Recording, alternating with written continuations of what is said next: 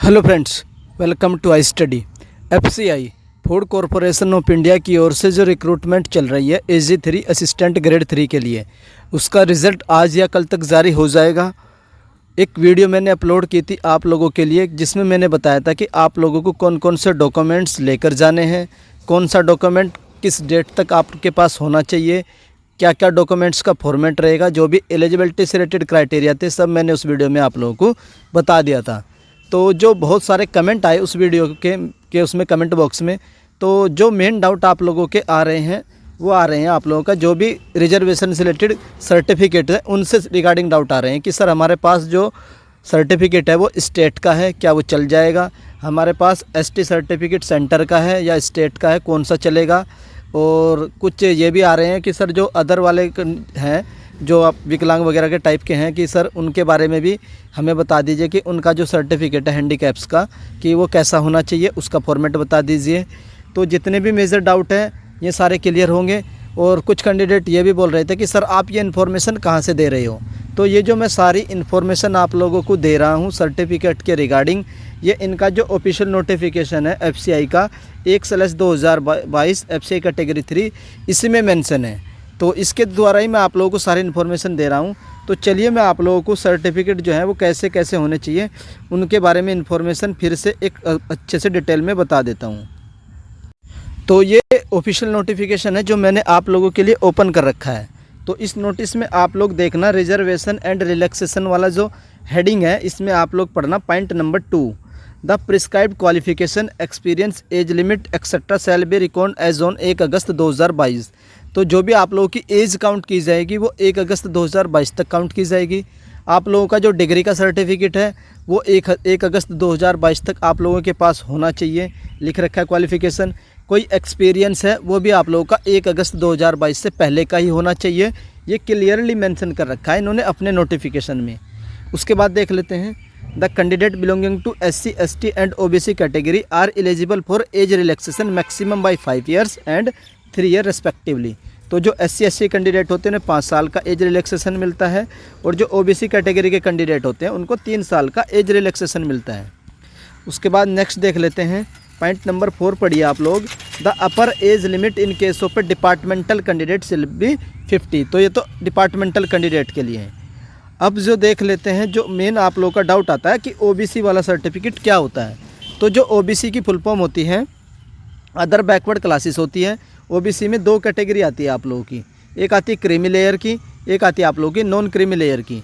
तो जो creamy layer होती है इनको तो रिजर्वेशन का बेनिफिट्स नहीं मिलता है, तो जो नॉन क्रीमी लेयर वाले होते हैं इनको रिजर्वेशन का बेनिफिट्स मिलता है।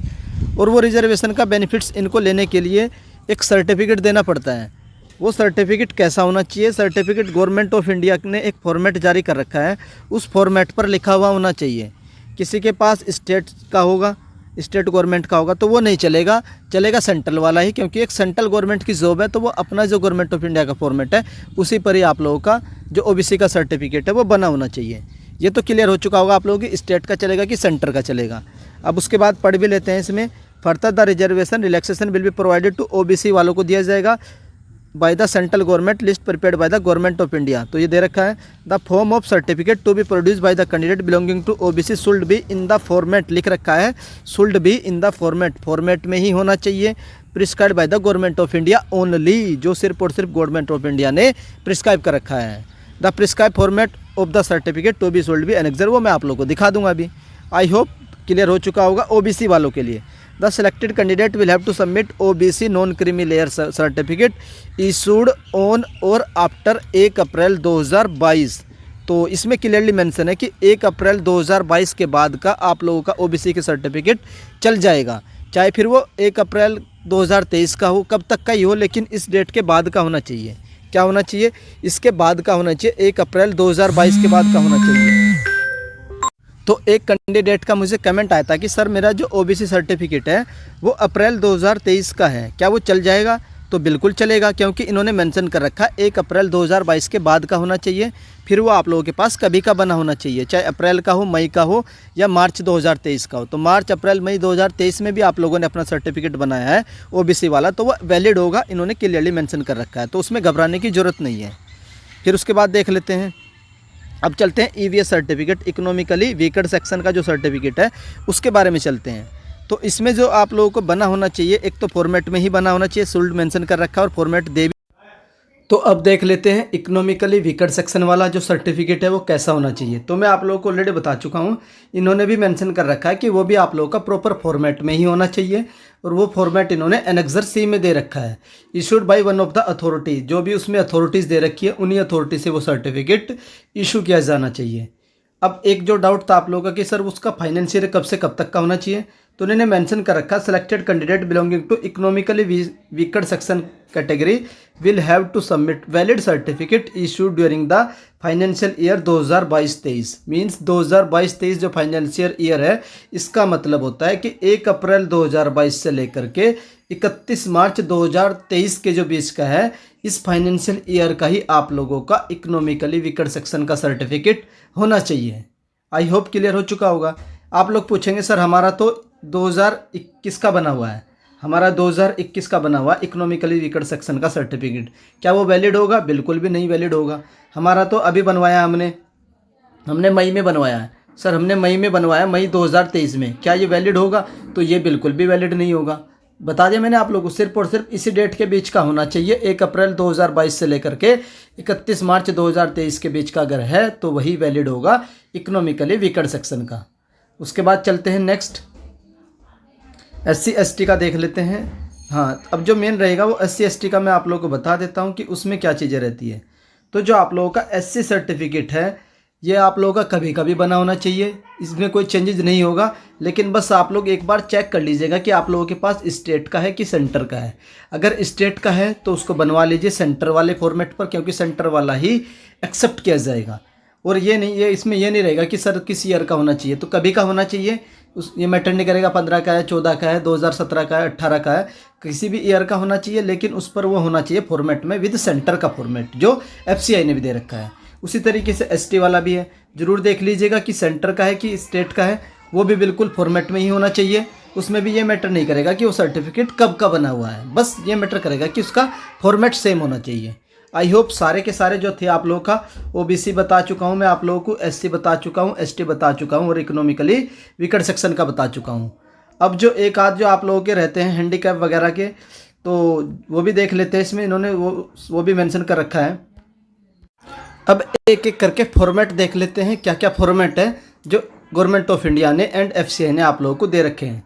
सबसे पहला आता है आप लोगों का एनेक्सर A। ये जो एनेक्सर A है ये SC वालों के लिए है, ST वालों के लिए है, तो ये वाला फॉर्मेट होना चाहिए। एक बात और ध्यान रखिएगा आप लोग, अगर आप लोगों के किसी भी सर्टिफिकेट में एरर है, कोई मिस्टेक है, तो वो तो ठीक की जा सकती है, लेकिन अगर इस कैटेगरी वाले सर्टिफिकेट में कोई मिस्टेक है तो वो बिल्कुल भी एक्सेप्ट नहीं की जाएगी। वहाँ आप लोगों से एक अंडरटेकिंग लिया जाएगा कि आप लोग बिल्कुल एग्जैक्ट जो आप लोगों के डेटा है उसी डेटा को मेंशन करिए सर्टिफिकेट में, तभी आप लोगों को रिजर्वेशन का क्लेम दिया जाएगा। तो ये जरूर ध्यान रखिएगा। मान लीजिए किसी SC कैंडिडेट के जो नाम है उसमें दिक्कत है, जो सर्टिफिकेट है उसका, या फिर उसके पेरेंट्स के नाम में दिक्कत है, तो वो एक्सेप्ट नहीं किया जाएगा। आप लोगों को प्रॉपर देना पड़ेगा, क्योंकि जो आप लोगों को जॉब मिल रही है वो SC सर्टिफिकेट के बेस पर ही मिल रही है, तो उसकी जो सारे डिटेल है और आप लोगों की जो एजुकेशन क्वालिफिकेशन सारे डिटेल एकदम मैच होनी चाहिए, तभी आप लोगों का वो एक्सेप्ट किया जाएगा। SC वाला मैं आप लोगों को बता चुका हूँ। अब चलते हैं नेक्स्ट वाला। नेक्स्ट आता है आप लोगों का OBC वाला। तो ये है अदर बैकवर्ड क्लासेस OBC का नॉन क्रीमी लेयर का, एनेक्सर B में दे रखा है। तो ये सर्टिफिकेट है, बिल्कुल यही फॉर्मेट आप लोग चेक करिएगा एक एक करके कि इसी फॉर्मेट में होना चाहिए। तो यहाँ से आप लोगों का ये फिनिश हो जाता है OBC वालों का। उसके बाद नेक्स्ट आता है आप लोगों का एनेक्सर C आता है। ये आप लोगों का किसका, इकोनॉमिकली वीकर सेक्शन का है। यहाँ पर certificate number, date, valid for the year, यहाँ पर 2022-23 लिखा होगा, तो ये होना चाहिए इसका इकोनॉमिकली वीकर सेक्शन का। ये आप लोगों की अथॉरिटीज़ है, किन किन अथॉरिटी से आप लोगों का जो सर्टिफिकेट है वो इशू किया जाएगा और उसको एक्सेप्ट कर लिया जाएगा।